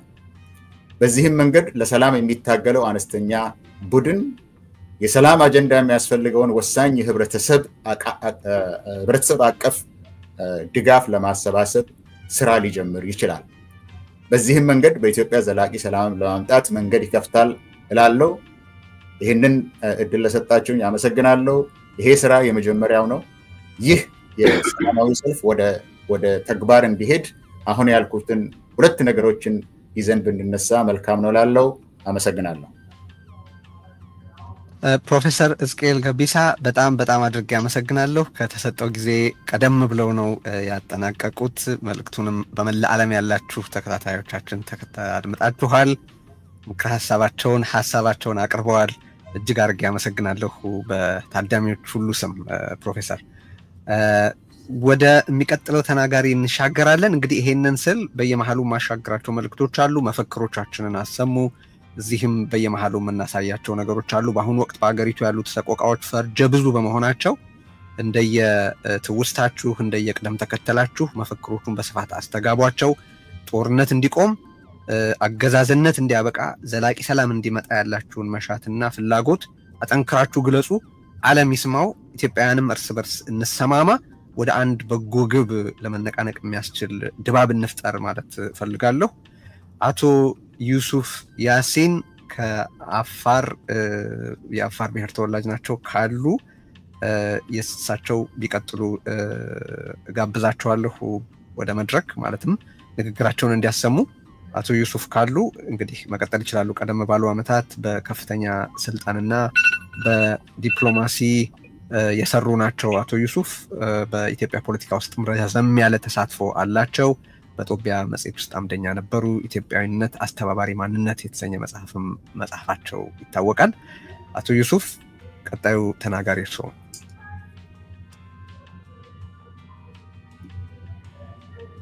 ቴዲ እየታየለምና እዚህም ላይ ወደ የሚቀጥለው እንሻገራለን። በኋላ እንግዲህ ከገቡ እንመለከታለን እሱን። እሺ እንግዲያውስ ያው ችግርም ሊኖር ከቻለ ኢንተርኔት ቶሎ መልእክቷን እንድታስተላልፍ ወይዘሪት ምስጢረ ስላሴ ታምራትን ጋብዛለሁ ከኢሃፓ። ምስጢረ ስላሴ ጋዜጠኛም ናት፣ እንግዲህ በወጣት ናት፣ ሴት ናት። በኢትዮጵያ ፖለቲካ ውስጥ የወጣቶችን ተሳትፎ ብዛም አይደለም እንደምታውቁት፣ ግን የሴቶች ደግሞ የበለጠ ነው። በተለይ በአመራር ደረጃ ምስጢረ ስላሴ ይሄን እነዚህን አጥሮች በመሻገር በጣም አደገኛ በሆነ የኢትዮጵያ ፖለቲካ ውስጥ ለመሳተፍ ባደረገችው ውሳኔ በእጅጉ ልናከብራት ይገባል ብዬ አስባለሁ። ፖለቲካ ውስጥ አሁን ሚና እየተወጣች ነው። የኢሃፓ ዋና ጸሐፊ ሆና ነው በማገልገል ላይ ያለችው። አሁን ምስጢረ ስላሴ መቀጠል ትችላለሽ። ይሰማል አይደለም? ይሰማል። አውቀት እሺ፣ አመሰግናለሁ ቴዲ። ሌሎቻችሁ ሚውት አድርጉልን። እዚህ ያላችሁ ሁላችሁ እንኳን ደህና መጣችሁ ማለት ፈልጋለሁ። ይህንን መድረክ ደግሞ ስላዘጋጃችሁልን የአብሮነት አስተባባሪዎችን እናመሰግናለን። እንግዲህ ሁላችንም እንደምናውቀው ኢትዮጵያ አሁን በተለይ ካለፉት 7 ዓመታት ወዲህ በጦርነት አዙሪት ውስጥ ነው የምትገኘው። ኢኮኖሚዋም ከመቼውም ጊዜ በላይ የደቀቀበት ሁኔታ ነው ያለው። እንግዲህ በዚህ ሁሉ መከራና ስቃይ ውስጥ ያለፈ ያለው የኢትዮጵያ ሕዝብ ሁልጊዜም ቢሆን ሰላምን የሚናፍቅ ነው። ይሄ የሚካድ አይደለም። ያተረፍነው አንዳችም ነገር የለም በጦርነት። ስለዚህም ጦርነት ይቁም፣ ሰላም ይስፈን የሚለውን ሁሉም አካል ሊያስተጋባው የሚገባ መልእክት እንደሆነ እናምናለን። የኢትዮጵያ ህዝባዊ ፓርቲ ኢሃፓም ከዚህ ቀደም ህዳር 30 ቀን 2016 ዓመተ ምህረት ከሌሎች ሀገር ወዳድ ኢትዮጵያውያን ጋር በመሆን ጦርነት ይቁም ሰላም ይስፈን በሚል መሪ ቃል ሰላማዊ ሰልፍ ጠርቶ እንደነበር የሚታወቅ ነው። ነገር ግን እንዳለመታደል ሆኖ የምንኖርበት ሀገር ጦርነት ይቁም የሚል ሀሳብ ማስተላለፍ እና የሚል አቋም መያዝ ወንጀል ስለነበረ የሰልፉ አስተባባሪዎች ወደ አዋሽ አርባ ተልከው ነበረ። ያው የሰላማዊ ትግሉን ሁኔታ ሁላችንም የምናውቀው ነው።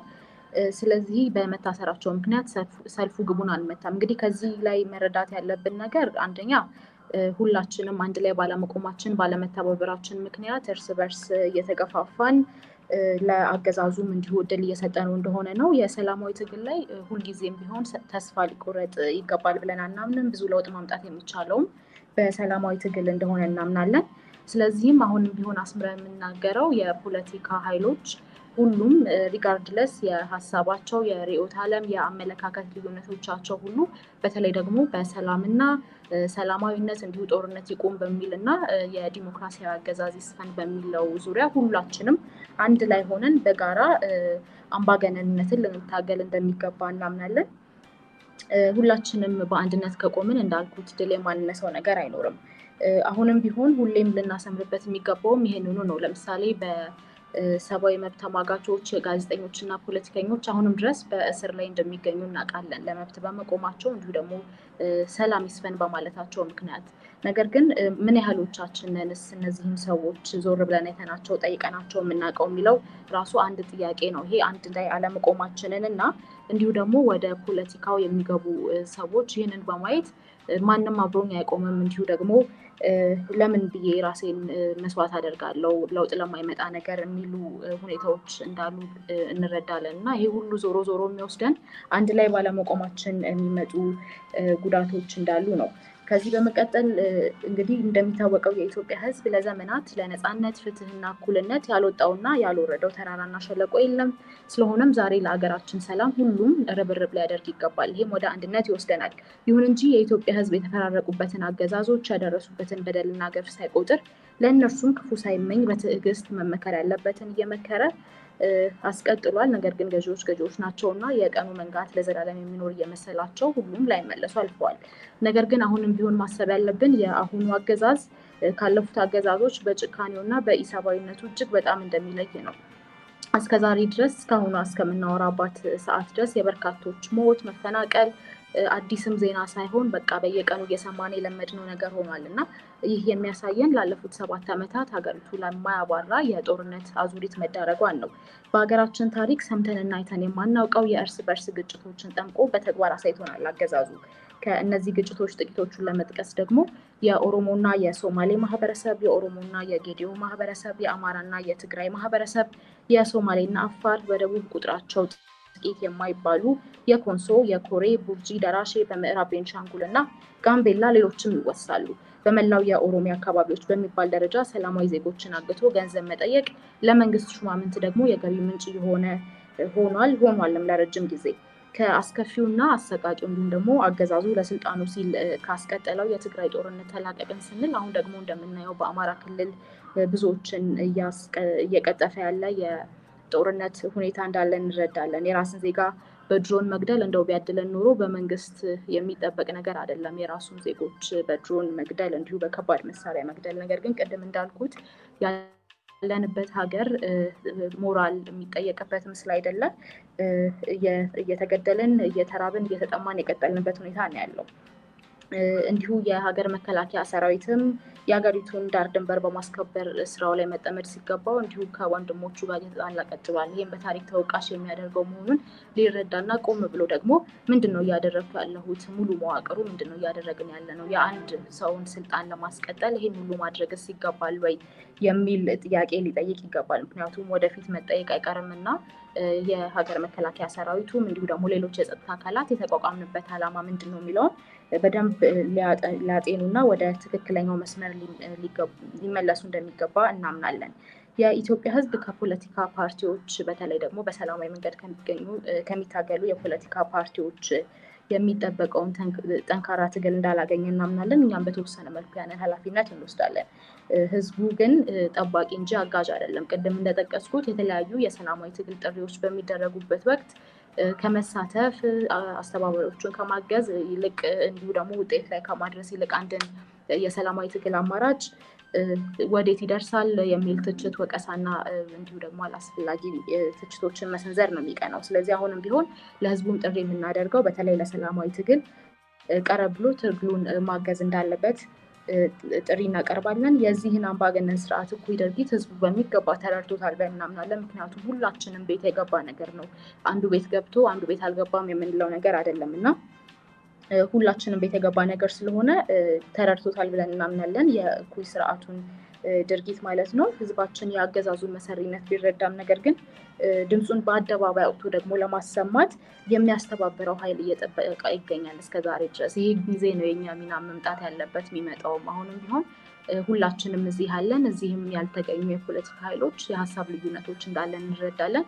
ነገር ግን ያ የሀሳብ ልዩነት ደግሞ መወያየትም እንዲሁ የሀሳብ ልዩነታችንን በራሱ ይዘን መቀጠል የምንችለው ሀገር ሲኖር ህዝብ ሲኖር ስለሆነ በቅድሚያ መሰጠት ላለበት ጉዳይ ሰተን ሁላችንም የሀሳብ ልዩነቶቻችንን በኋላ ወደ መፍታት ሄደን ነገር ግን ጊዜ በማይሰጡ የሰላም ጉዳይ የኢኮኖሚ ጉዳይ ላይ እንዲሁ በጋራ አንድ በሚያደርጉን ሀገራዊ ጉዳዮች ላይ ቁጭ ብለን መወያየት መምከር እንዲሁ ደግሞ በአንድ ላይ መስራት አለብን ብለን እናምናለን። እኔም አምናለሁ።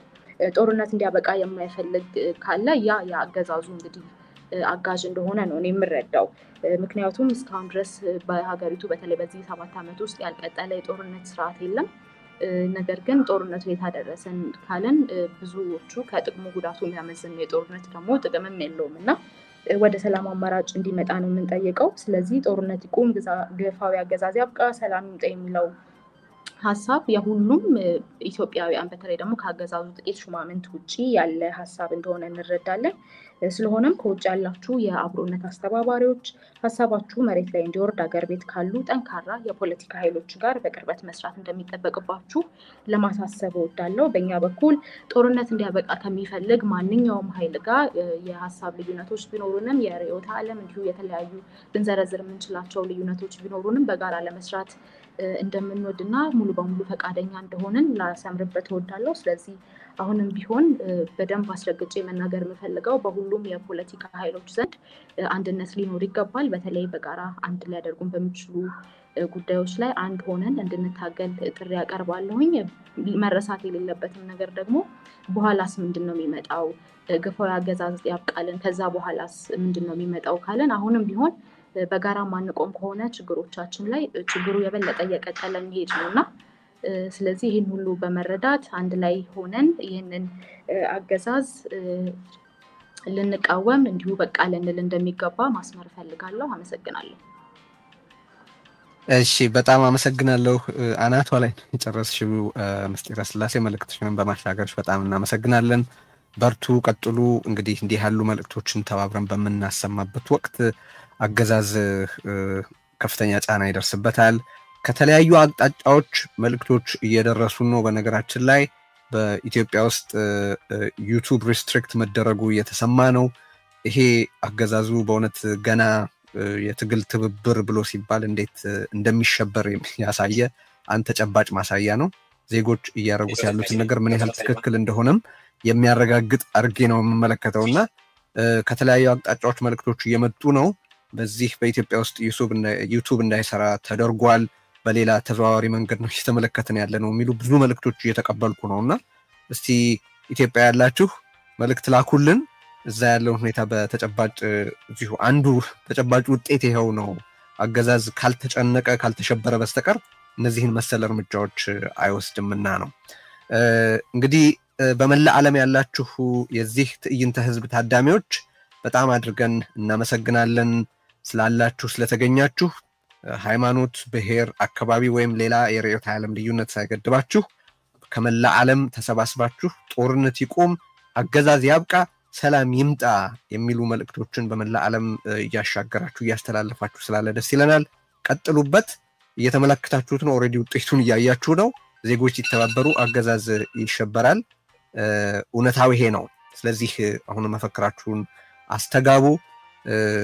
አጀንዳውን ዜጎች ናቸው መስጠት ያለባቸው፣ አገዛዝ አይደለም እና እሱን መልእክት ማሻገር ወዳለሁ። እንቀጥላለን። አቶ አሉላ ሰለሞን ቀጣዩ ተናጋሪያችን ነው።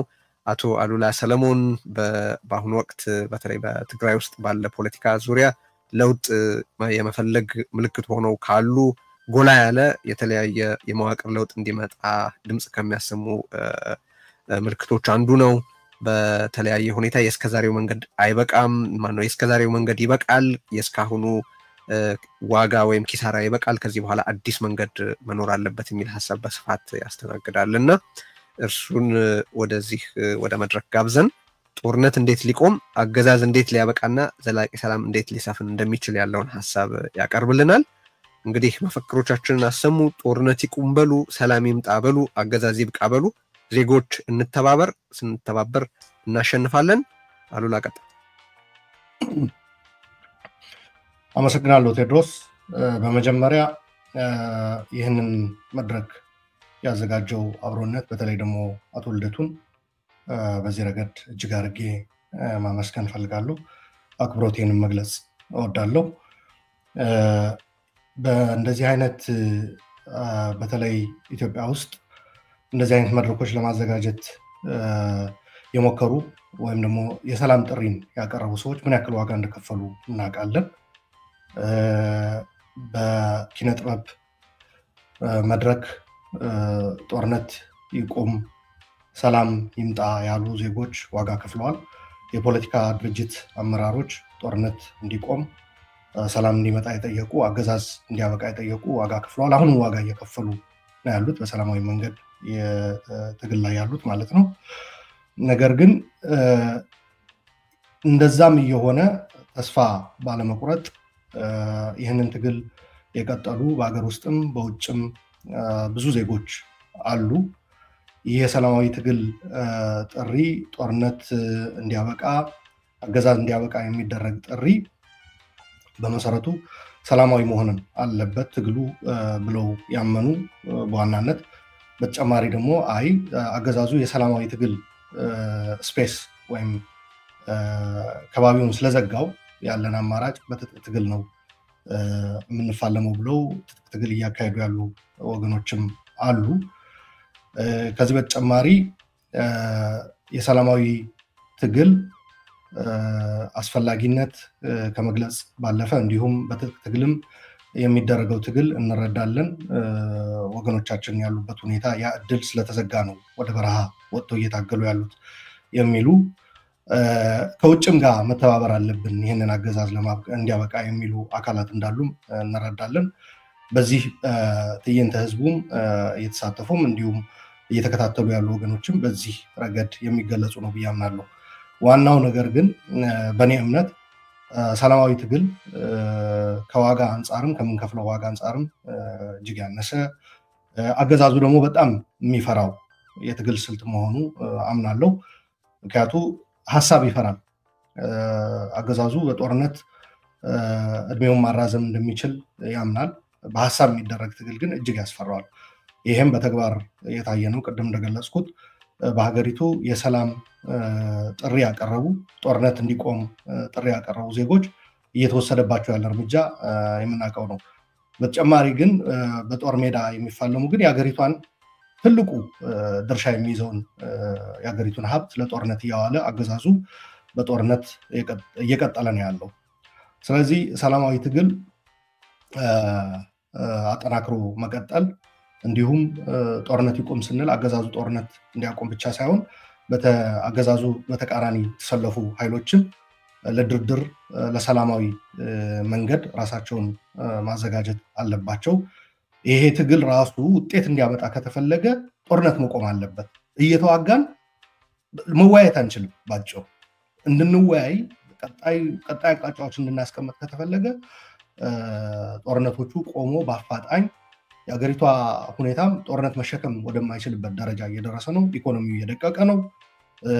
የመበታተን አደጋም አፋፍ ላይ የደረስንበት ሁኔታ ነው ያለውና በአፋጣኝ ጦርነቱ አገዛዙን ጦርነቱ አቁሞ ተፋላሚዎችም ወደ ውይይት ጠረጴዛ ዙሪያ መጥተው አለን የሚሉት ሐሳብ በሰላማዊ መንገድ የሚገልጹበት ወደ እንደዛ አይነት ሽግግር የሚካሄድበት ሁኔታ በአፋጣኝ መመቻቸት አለበት። በነገራችን ላይ ጦርነት ይቁም ሲባል እየተካሄዱ ያሉ ጦርነቶች ብቻ ሳይሆን በቋፍ ላይ ያሉ እንደገና አንዳንዶቹ በፊት ተካሂደው እንደገና ተመልሰው የማገርሸት የመምጣት እድል ያላቸው ጦርነቶች አሉ።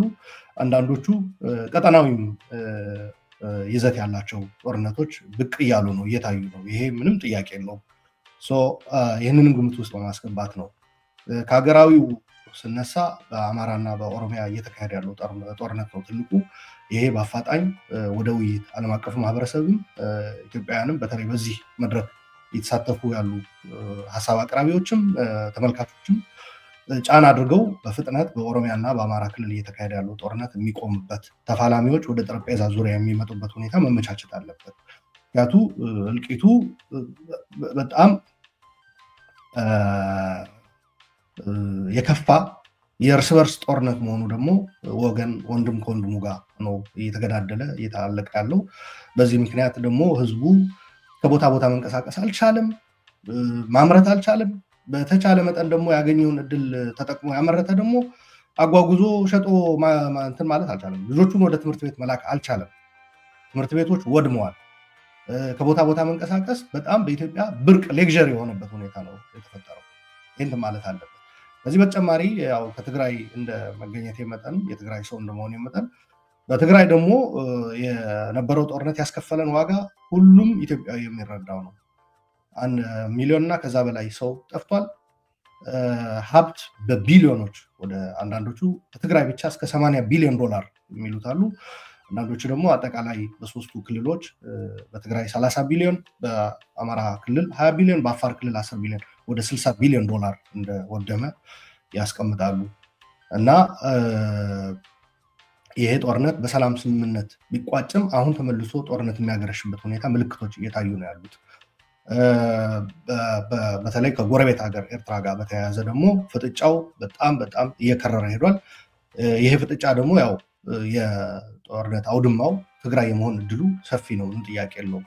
በተለይ ትግራይ ውስጥ ያሉ ፖለቲካ ተዋናዮች በዋናነት ህወሓት በፖለቲካ ውድቀት ምክንያት ለሁለት ተሰንጥቆ ወደ ወታደራዊ አመራሩም ጭምር በመጋባቱ ውድቀቱ ማለት ነው ከኮር በላይ የሚባሉ የቲዲኤፍ አመራሮች በወሰኑት የተሳሳተ ስሌት በቲዲኤፍ ውስጥ ራሱ መከፋፈል ተፈጥሮ ሌላ ታጣቂ ኃይል በትግራይ በሁለት እንትን ማለት ነው ጎራ ተከፍሎ የተፋጠጠበት ሁኔታ ነው። ኢንትራ ትግራይ ኮንፍሊክት የመፈጠር እድልም አለ።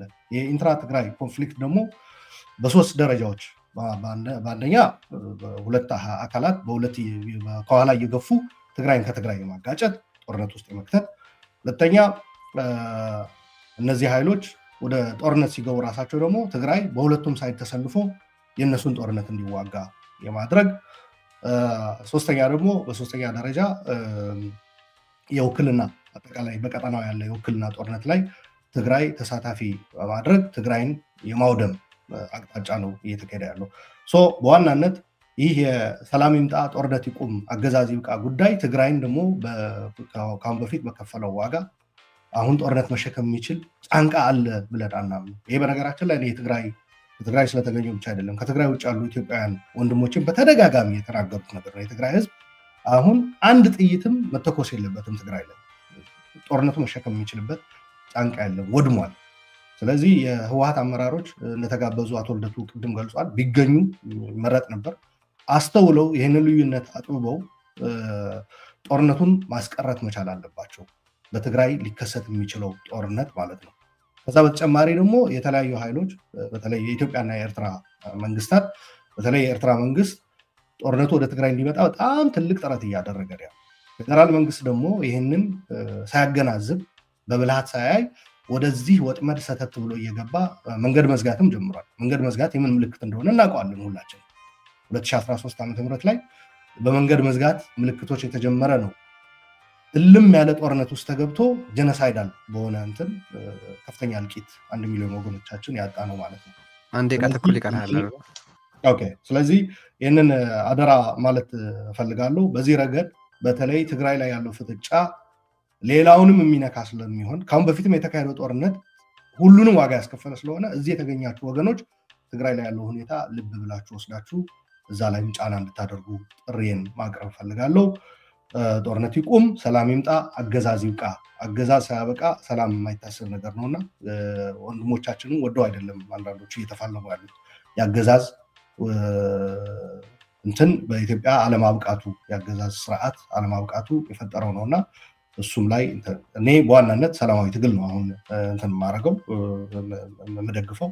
ስለዚህ በዚህ ሰላማዊ ትግል የምትሳተፉ ወገኖች በምታደርጉት ጥሪ ሁሉ ከጎናችሁ እንደሆንኩ መግለጽ ፈልጋለሁ። ለመሳተፍም ዝግጁ ነኝ። አመሰግናለሁ። እሺ፣ በጣም እናመሰግናለን። 46 ሰከንድ አትርፈህልናል። እንግዲህ ሌሎች ተናጋሪዎችም አሉ በስፋት እንግዲህ ገና እየጀመርን ነው ማለት ይቻላል። ግን ገና ከመጀመሩ በነገራችን ላይ አሁንም ከበርካታ የኢትዮጵያ አካባቢዎች ዩቱብ እንዳይሰራ የተደረገባቸው አካባቢዎች እንዳሉ፣ ኢንተርኔት እንዳይሰራ የተደረገባቸው አካባቢዎች እንዳሉ፣ ከሌላው በተለየ ኢንተርኔት በእጅጉ እንዲደክም የተደረገባቸው አካባቢዎች እንዳሉ በስፋት መልእክት እየተቀበልን ነው። ይህንን ነው መጀመሪያም ስንል የነበረው። አገዛዙ ገና የትብብር የዜጎች ትብብር የዜጎች በጋራ መሰባሰብ ሲመጣ ይሸበራል። ምክንያቱም ዜጎች ከተባበሩ አገዛዝነት ስለማይሰነብት ማለት ነው። እና አሁንም እያየን ያለነው ያንን ነው። እንግዲህ ይሄ የሚያሳየን ነገር አለ።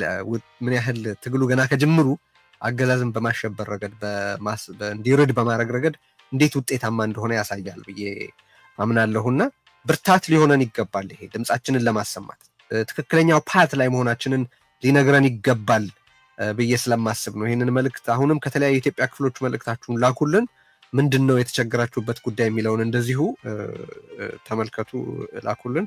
አቶ ጀዋር መሐመድም አሁን እንዲሁ ያው እዚሁ ከኛው ጋር አለ፣ ግን ገጹ ላይ የደረሱትን መልእክቶች ጽፎ ተመልክቻለሁ። ከተለያዩ የኢትዮጵያ አካባቢዎች የዩቲዩብ ሊንክ እንዳይሰራ እየተደረገ ያለ መሆኑንም ጠቅሶ ጽፏል። እኔም ጋር የደረሰው ነገር እሱን ነው የሚያሳየው።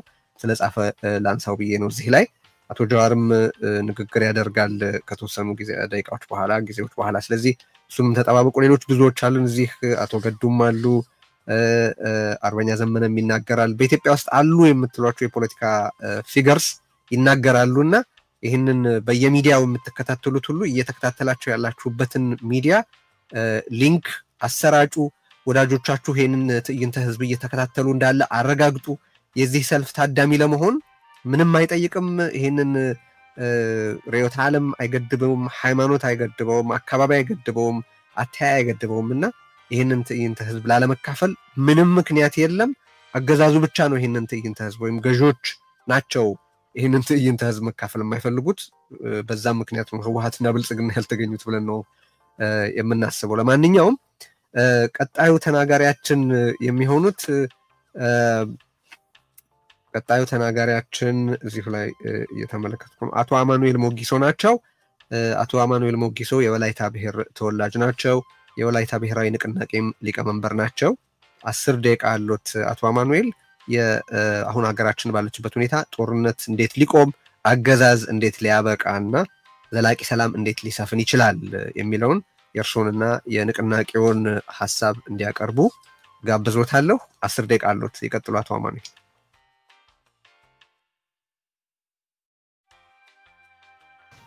አቶ አማኑኤል ድምፁን እየሰማን አይደለም። ዜና ሚዩት ነው ያለው።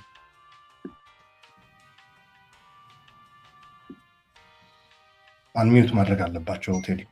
አንሚዩት ማድረግ አሁን እሺ እሱን ልብ በሉልን ብዙ ደቂቃ ስለሌለን እሱን ጥንቃቄ አድርጉልን ይቀጥሉ አመሰግናለሁ ይሰማችኋል አይደል ይሰማናል ይቀጥሉ አመሰግናለሁ ቴዲ ጦርነት ይቁም አገዛዝነት ይብቃ ሰላም ብርሃን ይፈንጥቅ ሰላምና ፍትህ ለመላው ኢትዮጵያውያን በሀገር ውስጥም በወልናው ዓለም የምትገኙ እኔ ዛሬ የምናገረው እንደ ፓርቲ መሪ ብቻ ሳይሆን ውድ ሀገራችን ኢትዮጵያ በደረሰባት አሁናዊ ሁኔታ ልቡ እንደተሰበረ እንደ አንድ ዜጋም ጭምሮኝ ነው በመጀመሪያ የዚህ ታሪካዊ ተቃውሞ ሰላማዊ ትግል ማስፈንጠሪያ የሆነው የበየነ መረብ ህዝባዊ ትዕይንት አዘጋጆች የሆናችሁ የአብሮነት ኢትዮጵያ ድምጻችንን የምታጎሉ ሚዲያዎች በአለም ዙሪያ የምትመለከቱት በሺዎች የምትቆጠሩ ወንድሞቼ እህቶቼ እናቶችና አባቶቼ እንዲሁም በአይነቱ ልዩ የሆነውን ይህን ንግግር አድራጊዎች በሙሉ እጅግ አርጌ ለማመስገን ወዳለሁ እውነት ከጭቆና የበለጠ ፈጣን እንደሆነች ብርሃንም ሁሉ ጊዜ መንገድ እንደሚያገኝ አሳይታችኋል ከህዝብ ጋር ስለቆማችሁ ለውይይት ቦታ ስለሰጣችሁ እውነትና የግንኙነት መሳሪያም ስለሆናችሁ እጅግ አርጌ በድጋሚ አመሰግናለሁ ሚናችሁ ታሪካዊ ነው በቀውስ ጊዜ እውነት የሚናገርላትን ትፈልጋለች እና ድርሻችሁን አበርክታችኋል ታሪክም አይረሳችሁም ዛሬ እዚህ የተሰበሰብነው ሶስት መሰረታዊ ጥያቄዎችን ለመጋፈጥ ነው አንደኛ ጦርነቱ በኢትዮጵያ እንዴት ሊቆም ይችላል ሁለተኛ አገዛዝነት እንዴት ሊያከትም ይችላል እንዲሁም ሶስተኛ ዘላቂ ሰላም እንዴት ለሀገራችን ሊመጣ ይችላል እነዚህ ጥያቄዎች ትምርታዊም አይደሉም እነዚህ ጥያቄዎች ንድፈ ሐሳባዊ አይደሉም እነዚህ ጥያቄዎች የፖለቲካ መፈክርም አይደሉም እነዚህ ጥያቄዎች በሚሊዮን ስለሚቆጠሩ ኢትዮጵያውያን የህልውና ጥያቄ ናቸው እነዚህ ጥያቄዎች ልጆችን የቀበሩ እናቶች ሰላም የሚናፍቁ ወጣቶች በርስ በርስ ጦርነት በግጭት በመፈናቀል በፍርሃት የተበተኑ እናቶች ጩኸት ነው በስራ እጦት በየከተማው ጉልበታቸው የሚበዘበዙ አገዛዙ ለጦርነት ማገዶ የሚያደርጉ ልጆች እናቶችም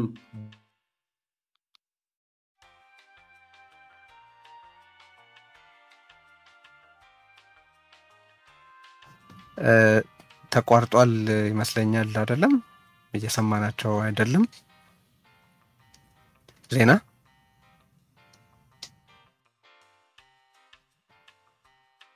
ዜና አንሚዩት አድርጊና ተናገሪ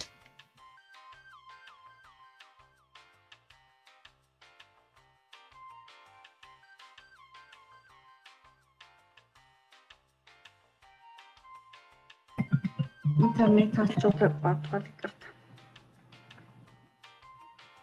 እሺ እንግዲህ ይቅርታን ጠይቃለን ወደ የሚቀጥለው ተናጋሪ መሻገር ይኖርብናል ምክንያቱም ብዙ ደቂቃ የለንም መልእክታቸውን ቢጨርሱ እንወድ ነበር በነገራችን ላይ አሁንም ብዙ መልእክት እየተቀበልኩ ነው ኢንተርኔት እየሰራ አይደለም ማለት በብዙ ኢትዮጵያ አካባቢዎች ዩቲዩብ ብሎክ ተደርጓል በአንዳንድ ቦታዎች በጣም ኢንተርኔት ተዳክሟል በሌሎች አካባቢዎች ደግሞ ልዩ ልዩ እንቅፋቶች እየተፈጠሩ ነው በግልጽ የሚታይ ማለት ነውና ዜጎች ሳንጀምር አሸንፈናል የመጀመሪያው ቢያንስ አገዛዝን መገዳደር ችለናል በመሰባሰባችን ይሄ በጋራ መሰባሰባችን ምን ያህል ኃይል እንደሆነ የሚያሳይ አንድ ተጨባጭ ምሳሌ ሆኖ ሊቀርብ የሚችል ነው ብዬ አስባለሁኝ